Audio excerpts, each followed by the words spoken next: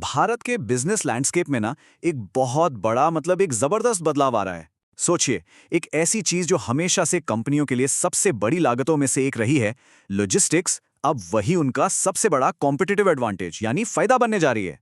तो इस पूरे विश्लेषण में हम क्या-क्या देखने वाले हैं? सबसे पहले भारत की महंगी लॉजिस्टिक्स वाली जो समस्या है उसे समझेंगे। फिर इसका मल्टी मॉडल सॉल्यूशन क्या है उस पर नज़र डालेंगे।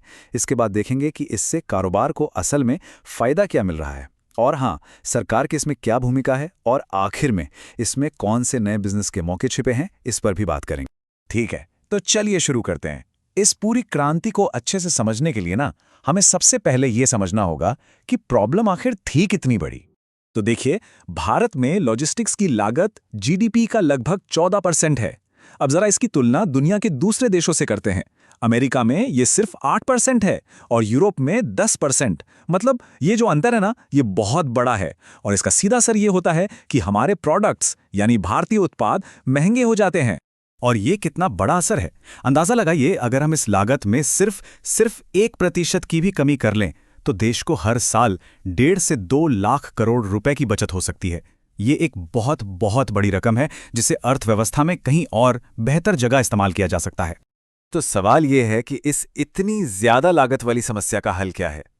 जवाब है मल्टी मॉडल ट्रांसपोर्ट।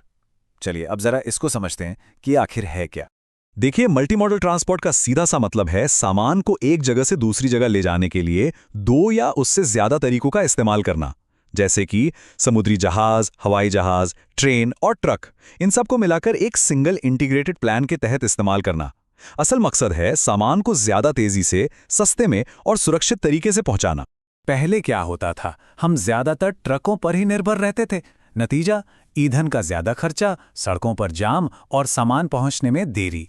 लेकिन अब जो नया तरीका है यानी मल्टी मॉडल, उसमें समुद्र, रेल और सड़क तीनों का सही कॉम्बिनेशन बनाकर इस्तेमाल किया जाता है, जिससे एफिशिएंसी यानी कि दक्षता बढ़ती है। तो यहाँ पर सबसे अहम बात यह है कि हर मोड का अपना एक खास फायदा है। जैसे समुद्री रास्ता भारी और बल्क सामान के लिए सबसे सस्ता पड़ता है। लंबी दूरी के लिए रेल सड़क के मुकाबले 30 से 40% तक सस्ती पड़ती है। सड़क ट्रक वो लास्ट माइल डिलीवरी के लिए सबसे बेस्ट है। और हवाई जहाज वो कीमती या जल्दी खराब होने वाले सामान के लिए सबसे तेज है। मल्टी मॉडल का मतलब ही यही है, सही काम के लिए सही साधन का इस्तेमाल।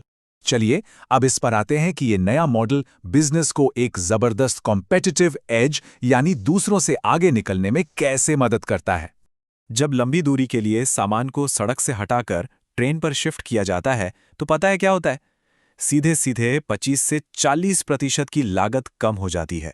ये एक बहुत बड़ी बचत है। और अगर सड़क की जगह तटीय शिपिंग यानी कोस्टल शिपिंग का इस्तेमाल करें तो ये बचत और भी ज्यादा हो जाती है, करीब 30 से 50% तक। इससे साफ पता चलता है कि सही मोड चुनने से कितना बड़ा फर्क पड़ सकता है। और यहाँ एक बहुत जरूरी बात समझनी होगी, ये कहानी सिर्फ ट्रांसपोर्टेशन की लागत कम करने तक ही सीमित नहीं है। मल्टी मॉडल ट्रांसपोर्ट असल में किसी भी प्रोडक्ट की पूरी लागत को कम कर देता है। इसे ऐसे समझिए, ट्रांसपोर्ट का खर्च तो कम होता ही है, साथ में इन्वेंट्री रखने का खर्च घटता है, सामान को कम नुकसान पहुंचता है, वर्किंग कैपिटल ज्यादा तेजी से रोटेट होता है और तो और बीमा भी सस्ता पड़ता है। कुल मिलाकर किसी भी प्रोडक्ट की फाइनल कॉस्ट में 5 से 10% तक की कमी आ सकती है। अच्छा, ये जो इतना बड़ा बदलाव हो रहा है, ये अपने आप नहीं हो रहा। इसके पीछे सरकार की तरफ से किए जा रहे बड़े और ठोस प्रयास हैं। पीएम गति शक्ति, national logistics policy, dedicated freight corridor और मल्टी मॉडल लॉजिस्टिक्स पार्क जैसी बड़ी-बड़ी पहलें इस पूरे इकोसिस्टम को खड़ा कर रही हैं। इनके साथ ही जीएसटी ने टैक्स सिस्टम को आसान बनाया है और यूएलआईपी जैसे डिजिटल प्लेटफॉर्म ने पूरे प्रोसेस को और भी स्मूथ बना दिया है। तो अगर इसे एक लाइन में समेटना हो तो कह सकते हैं policy plus infrastructure plus technology, ये तीनों मिलकर इस लॉजिस्टिक्स क्रांति को हकीकत बना रहे हैं। ये फॉर्मूला ही इस पूरे बदलाव का निचोड़ है। तो अब सबसे बड़े सवाल पर आते हैं, इन सब का असल में मतलब क्या है और इसमें कारोबारियों और उद्यमियों के लिए क्या नए अवसर हैं? इसे एक असली उदाहरण से समझते हैं, ठीक है? मान लीजिए मुंबई से दिल्ली एक कंटेनर भेजना है। पहले जब सब कुछ सिर्फ सड़क से होता था तो करीब 60,000 रुपए लगते थे और 4 से 5 दिन का समय। अब मल्टी मॉडल के आने के बाद सड़क और रेल दोनों का इस्तेमाल करके यही काम 40 से 45 हजार रुपए में हो जाता है और टाइम वो भी घटकर सिर्फ 2.5 से 3 दिन रह गया है।